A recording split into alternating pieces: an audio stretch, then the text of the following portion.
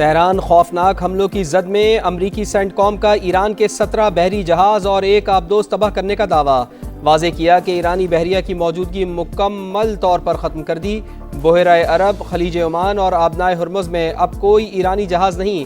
اب تک 2000 اہداف کو نشانہ بنانے کا دعویٰ۔ تہران میں پھر دھماکے، کئی عمارتیں تباہ، ہر طرف دھوئیں کے بادل۔ ہمدان، اصفہان اور شیراز، قم، یزد، فارس اور سنندج شہر پر شدید بمباری۔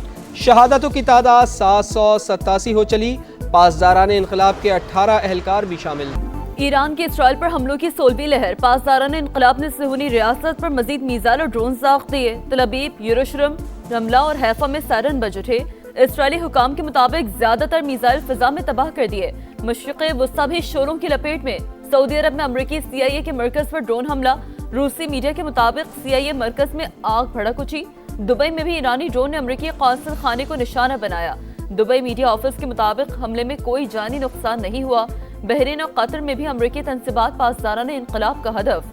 جنگ کے آغاز سے اب تک 9000 امریکی مختلف ممالک سے نکل چکے، امریکی وزیر خارجہ کی تصدیق۔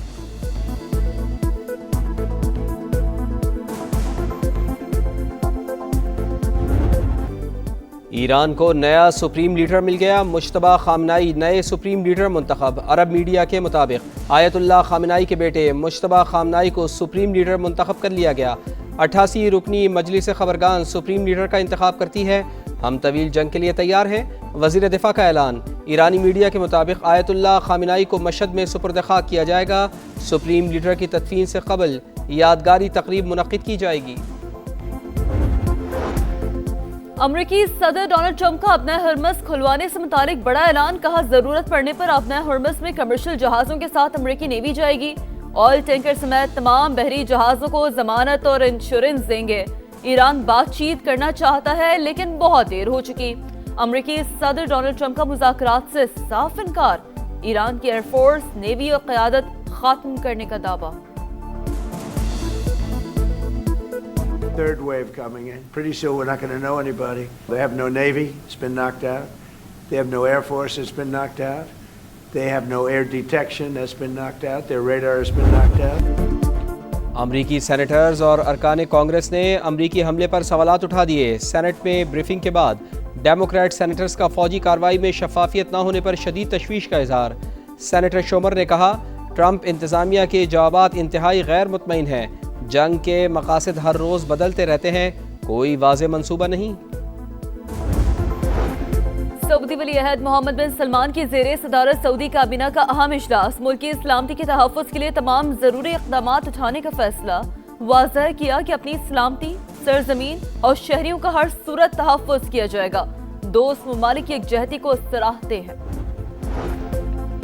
برطانیہ ایران پر کسی بھی جارحانہ حملے میں شامل نہیں، برطانوی وزیر اعظم کی وضاحت۔ کہا، مشرق وسطی میں ہم اپنے اتحادیوں کے دفاع کے لیے اقدامات کر رہے ہیں۔ کینیڈین وزیر اعظم کا مشرق وسطی میں کشیدگی کم کرنے کا مطالبہ۔ امریکہ اور اسرائیل سمیت تمام ممالک کو بین الاقوامی قوانین کا احترام کرنے کا مشورہ۔ واضح کیا کہ کشیدگی عالمی امن کے لیے خطرہ بن سکتی ہے۔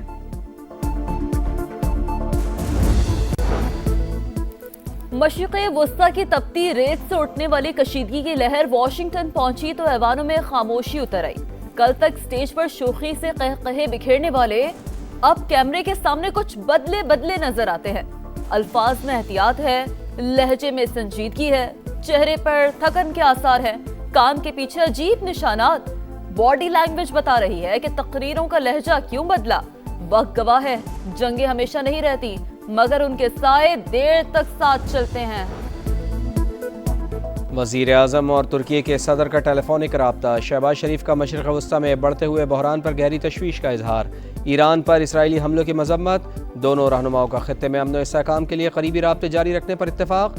مزید کشیدگی سے بچنے کے لیے تمام فریقین سے تحمل اور بردباری کا مظاہرہ کرنے کی اپیل۔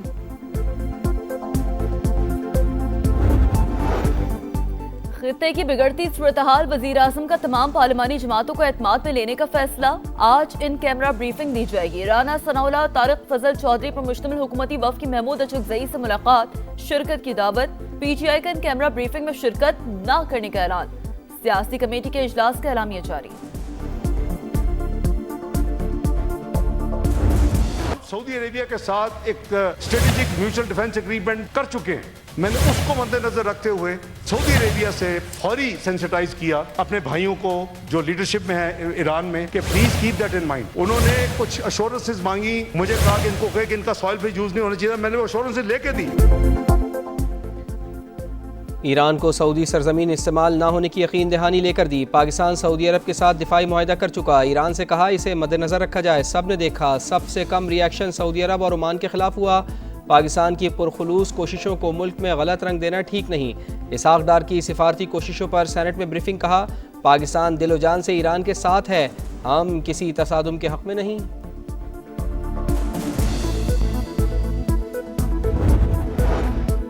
ایران میں ایمرجنسی صورتحال ہے تاہم ملک رکا نہیں, زندگی معمول کے مطابق ہے. امریکہ اور اسرائیل نے اسپتالوں اور اسکولوں کو نشانہ بنایا. مریضوں اور بچوں کو ٹارگٹ بنانا عالمی قوانین کی خلاف ورزی ہے. ایرانی صدر مسعود پزشکیان کا سوشل میڈیا پر پیغام. ایران کی سعودی آئل فیلڈز پر حملوں کی تردید. نائب وزیر خارجہ مجید تخت روانچی نے کہا سعودی عرب کی آئل تنصیبات ہمارے اہداف میں شامل نہیں. سعودی عرب سے رابطے برقرار ہیں.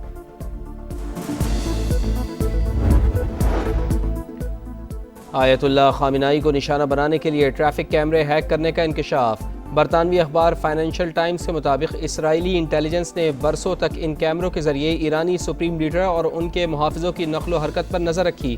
اعلیٰ سطح اجلاس کی رپورٹ ملتے ہی حملے کا موقع مل گیا. صدر ڈونلڈ ٹرمپ کے وار روم کی تصاویر جاری. امریکی صدر فلوریڈا میں اپنے گھر سے حملوں کی نگرانی کرتے رہے.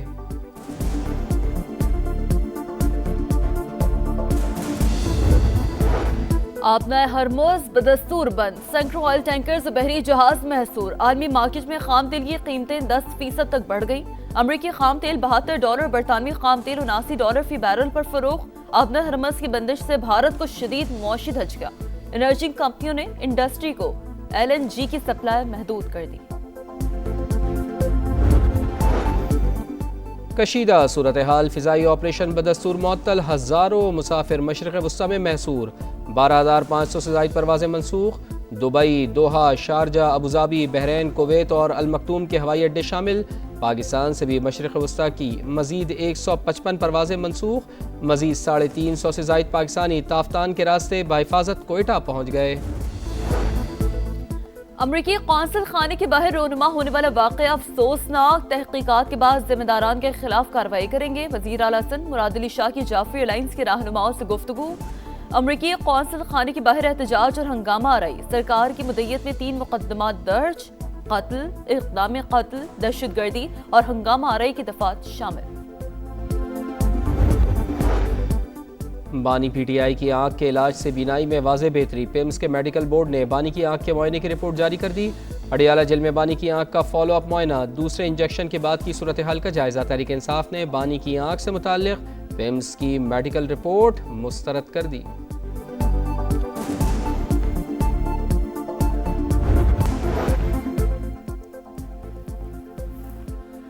پاکستان میں 2026 کا پہلا مکمل چاند گرہن. بلڈ مون کا دلکش نظارہ. آسٹریلیا اور امریکہ سمیت مختلف ممالک میں مکمل چاند گرہن. شہریوں کی بڑی تعداد حسین مناظر سے لطف اندوز. اور مقدس گھڑیاں مبارک ساتیں. رمضان المبارک کی خصوصی ٹرانسمیشن سحری کا سماع جاری. 14ویں پارے کا بصیرت افروز خلاصہ پیش کیا. سرکار دو عالم صلی اللہ علیہ وسلم کے حضور ہدیہ نعت پیش کیا گیا.